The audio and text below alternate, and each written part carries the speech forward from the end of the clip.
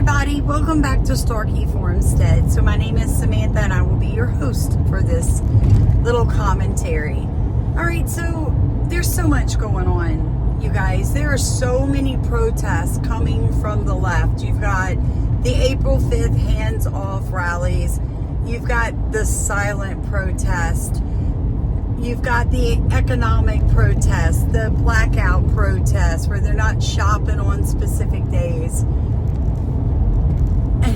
I'm sitting over here facing probably one of the hardest things I've ever faced. My son being deployed to the Middle East. And I'm so sick of him. I'm trying to be gracious. I'm trying to be loving and Christ-like. But folks, I'm sick of them. And I think most of you are too. I'm sick of the hypocrisy. I'm sick of the, oh, we need to support the Ukrainian war.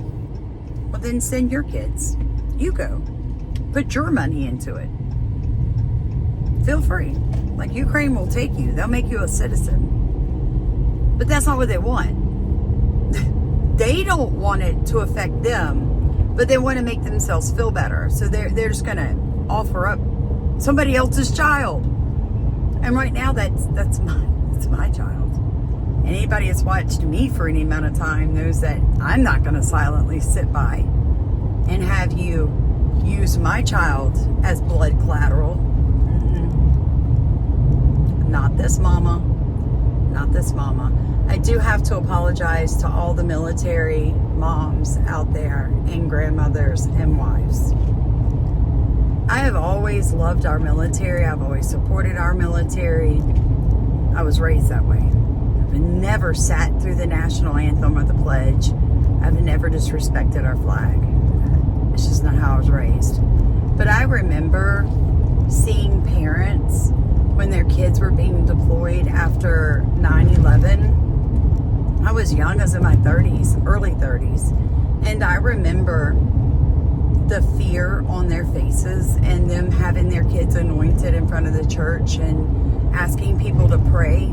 And I'm apologizing because I'm not sure I actually prayed with any depth for those people, because like most people, it is not something I had ever had to deal with. It wasn't close to me. My children were safe in the cradle. Well, they're not in the cradle anymore. And now I'm out in the world. I'm going to pick my kid up to go get some crawfish, to take him home, to tell him goodbye for 14 months. And I'm not sure how I'm supposed to feel. Like, I'm so proud of him, and this is his life and it's his choice. But as a mom,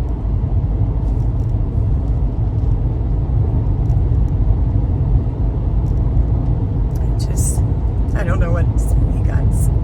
I'm all over the place with my emotions today.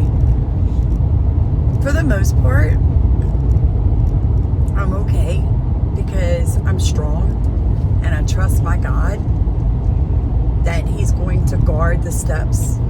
And I know that my son is saved. And it's not just, I was raised in church, so yeah, I'm a Christian. No, I know that this child of mine has such a relationship with the Lord, one that I aspire to, one that I aim to have. He trusts God so fully.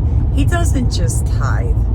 He gives 20% of his income to the Lord, and the Lord just keeps increasing this child's income. And he doesn't even have a full-time job. He just finished 4.5 years of Bible school. Took him an extra semester because he kept getting deployed for hurricanes and he had to repeat a semester. But he just finished his bachelor's in Bible school. He's been in the military. When he gets back, he'll be 9 years. So I guess if you want to call that his full-time job. But, that he was in college for 2 years. He was actually a cheerleader at Southeastern University when he graduated high school. And he had, scholarships for all that. And then he dropped out of college, kind of meandered about for about 8 months, and then applied for the military. And then after a couple of years of military, he went to get his Bible school degree.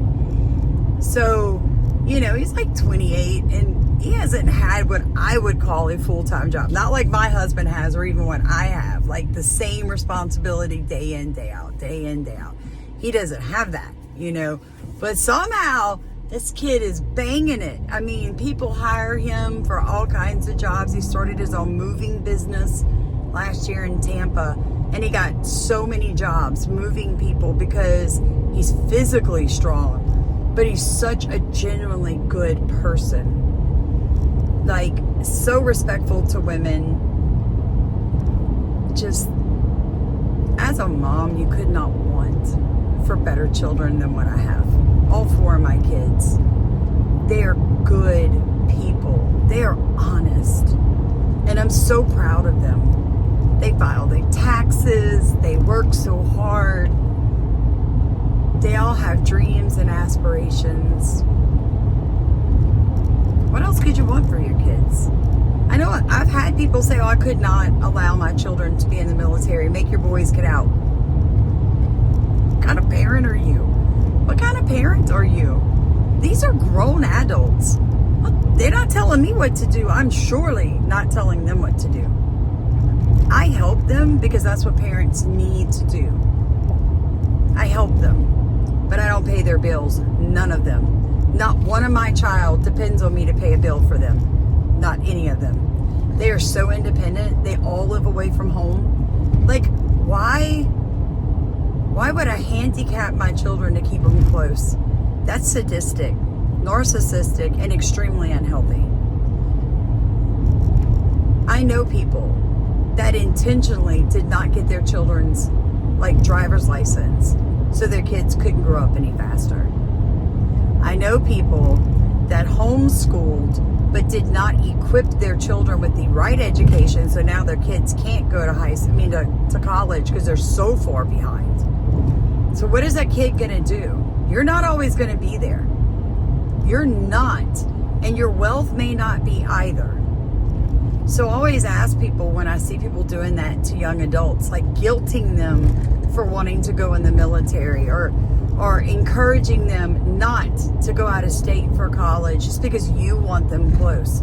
That's very, very unhealthy. I'm going to tell you something. It is not easy to have 4 children and every single one of them is either out of the country or out of the state I live in. But at the same time, I have a good relationship with all 4 of them because we have boundaries. We have very healthy boundaries. Now I think about one day when I'll have grandkids, but that's down the road. None of my kids but 1 just got married this month. So the other 3 aren't even married. And the one that got married is like, no, Mom, I'm good. I don't want kids right now. So, it is what it is. But please think about that, folks. Don't handicap or guilt your children into not living their life, the life that God has for them, because you're insecure or you don't want to be alone or you don't know what you're going to do. If you don't have your kids to keep your mind off the fact that your marriage is a shambles or whatever other thing you're not dealing with, your children are not a replacement for a healthy marriage or a healthy life. Like I have a life, my children have lives. And then we share our lives in a very healthy adult way. I don't ever call my kids and complain about their stepdad. It's not their business. I don't expect a phone call from my children complaining about their spouses. Now they can call me for advice because that's what parents are for. But don't tell, my mama once told me this, the best advice I've ever gotten. People listen to me now. Young adults, never tell your mother anything that you're going to be willing to forgive your spouse over. Because guess who's not going to forgive them? And who's not going to forget? Your mama. Your mama. That is the truth of it. A mother never forgets someone that hurts her children. So if my daughter called me because her husband's putting his hands on her, oh yeah, you better bet this mama's going to fix that issue. Or I'll make sure there's an attorney and a police officer to fix that issue. But I don't want her to call me just because he said something that she considered mean. That's not my place. But I love you guys so much. I don't know when I will talk to y'all again. I just needed to vent. I'm almost to him, and I just needed to vent. I just needed to vent for a second because my parents are devastated that he's leaving. My family is all sad, and who else am I going to talk to but you guys? Because if I call anybody else, we'll just start crying. We'll just start crying. So I don't need that right now. I need to show up with a big smile on my face and a let's go get today done and get him to the airport in the morning. It hurts. It hurts. Like a physical pain in my chest.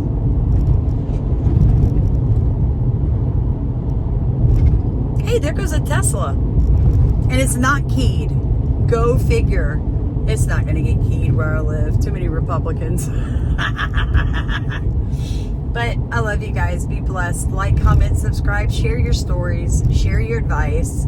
And please, if you tell me you're going to pray for him, please pray for him. Don't say you'll pray for someone, then not do it, folks. That's a bad habit to get in. It's a knee jerk. It's just one of those things we do. Oh, I'll pray for you. And you never ever do.